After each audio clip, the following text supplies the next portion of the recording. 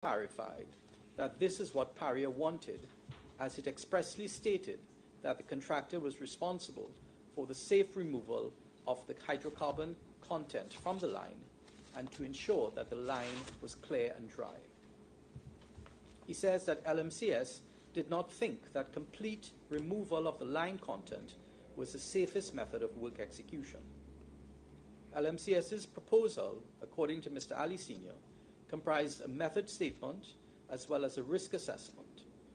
LMCS prepared the method statement and the risk assessment, which he says was accepted by Paria.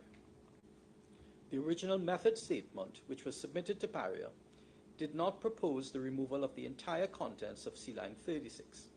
Mr. Ali Sr. estimated that the contents to be removed from the topside piping would have been approximately 300 barrels, and he says this method statement was accepted by Paria, which did not ask any questions about the method. Mr. Ali Sr. says that he did not propose the removal of the entire line content between berths 5 and 6 because LMCS wanted to set the plug on a solid leg of liquid. LMCS did not mention delta P in the method statement or risk assessment, but that was to be taken care of by ensuring that there would have been no pressure difference between the plugs. He said that everything LMCS did was to avoid creating a void in the pipeline, which is why LMCS tried to ensure that it had a column of liquid under the plug in the riser.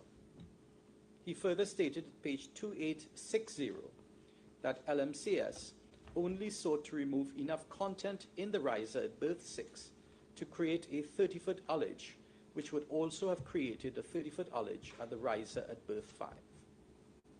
Mr. Ali Sr.'s evidence is that the method statement proposed the use of an air pump at an open riser at berth 6 to create a 30-foot ullage at berth 6 to install the plugs, which led to new method statements.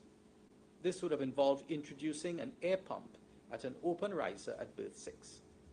He said that at the kickoff meeting around 29th June 2021, after LMCS was awarded the 2021-2022 contract, LMCS and Paria looked at the job in some detail. He said that the proposal with respect to the air pump was not practical because LMCS would have had to remove the flange from the top of the riser in order to get the pump in, and this risked water entering the riser. He also said that as early as the kickoff meeting, LMCS and Paria discussed the method proposed by LMCS of using the air pump. This led to Paria developing and approving an instruction dated 5th January 2022, this is at CB 1033, for using air by way of an air pump to remove the liquid. LMCS also developed new method statements for line clearing, namely number 108, dated the 1st of December 2021, this is at CB 1028, and number 115, dated 5th February 2022, this is at CB 1041, both of which specifically relate to line clearing. Mr. Ali Sr. said that the method of line clearing in LMCS's method statement and Paria's instructions contemplated air blowing instead of an air pump, and the first phase was the removal of the contents of the topside piping by air blowing from berth 5 into Sealine 36.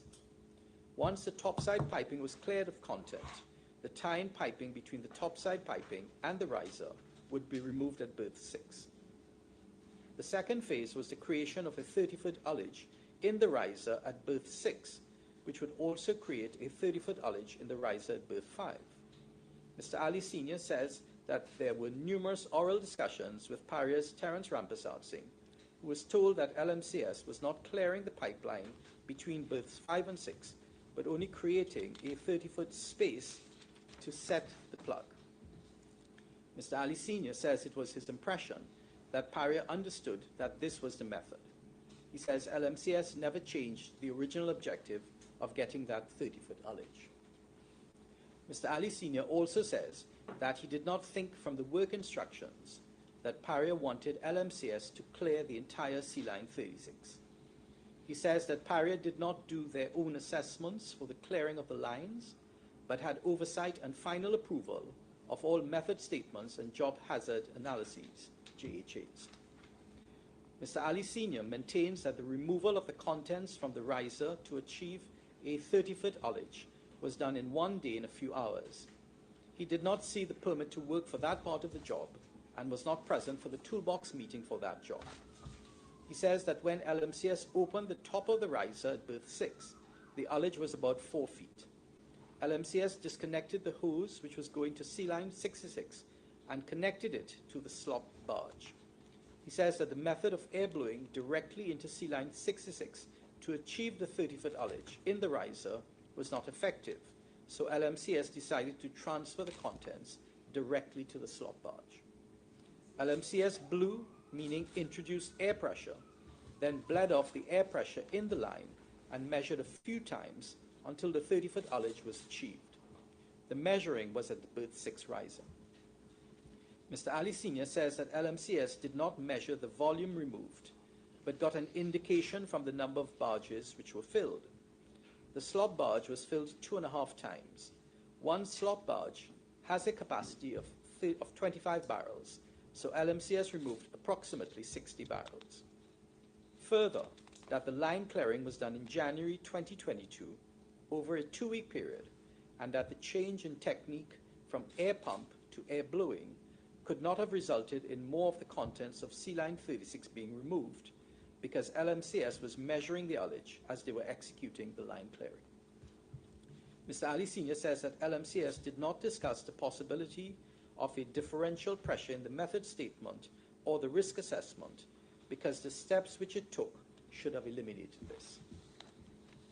Mr. Ali Sr. also says that LMCS's proposal was on the basis that the horizontal section of the line was flat. He said that in working before on the pipe and on Sealine 36 and 66, LMCS did not encounter anything but a flat profile. Moreover, that Terence Rampersad Singh was the person who oversaw the project on behalf of Paria, and there were daily meetings with LMCS through Kazim Ali Jr. and Mr. Rampersad Singh. Mr. Ali Sr. says that all method statements were done by him, and Paria received and approved the method statements and risk assessments submitted. Installation of plugs and hyperbaric chamber. Mr. Ali Sr. said that the plugs were installed on 13th February 2022 together with the hyperbaric chamber. He said that when the chamber was installed, LMCS did a function test. He also said that the chamber, which comprised a cube 8 feet by 8 feet by 8 feet, had been constructed by LMCS and used twice before. It was not constructed on any specific code or standard, and Paria did not require any specific information in relation to the chamber, although Paria had inspected the modification works on it. Mr. Ali Sr. says that LMCS wanted to complete the chamber works within a 4-day window to limit changes in the condition in the line behind the plug. Meeting on 14th February 2022. On 14th February 2022, Paria had requested a meeting.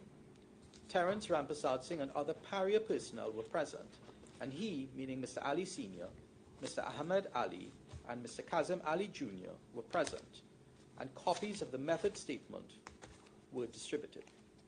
Mr. Ali Sr. says that there were no formal notes or minutes of the meeting, and no issues were raised by anyone, and at the time of the meeting, both the plug and the chamber had been installed, and he outlined a work plan which included the removal of the plugs, followed by the installation of a flange at the top of